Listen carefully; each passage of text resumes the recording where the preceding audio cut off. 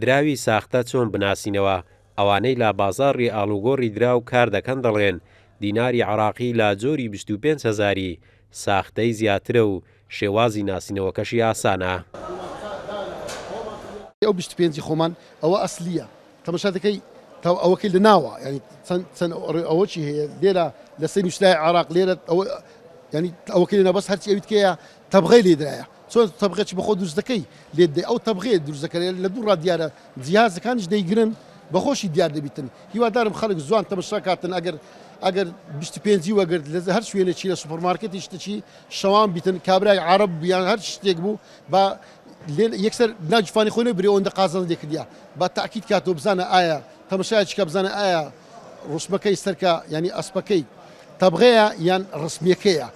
لە بازاڕەکان دراوی ساختە بوونی هەیە و زۆرێک لەو دراوانەش بە ئامێر یان با جۆری کاغەز و شێوازی نووسینی ناو دراوەکە دەناسرێنەوە. ئێستا شێوازی بەقۆتی هاتیە بە تایبەتی 25 باشە بە فسفۆڕی هاتی و تەزویریش بەس فسفۆڕەکەی شێوازە نوێ نیە باریکە دەتانین بیدڕێنین دیارە پچر پچرا فسفۆڕەکەی بز زەبەدڕێک ئەمە ئاستی فسفۆڕەکەی ڕێک ئامادەی دڕێنین دیارەکە تەزویرە ئەمە جیهازی شوانێ ئەم جیازە لە هەرە جیازە باشەکانە پێشکەوتوترین جیازە بۆ نمونە لە جیاز دەرێن ئێستامە خیندیەوە باشەمە تەبعی ئەسڵیە ئەگەر بێت و تەزویر بی یەکسەر لێرانە ڕای دەگریتن.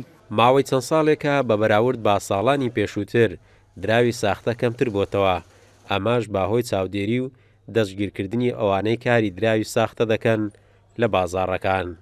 قارەمان زەوهەر، کورسات نیوز، هەولێر.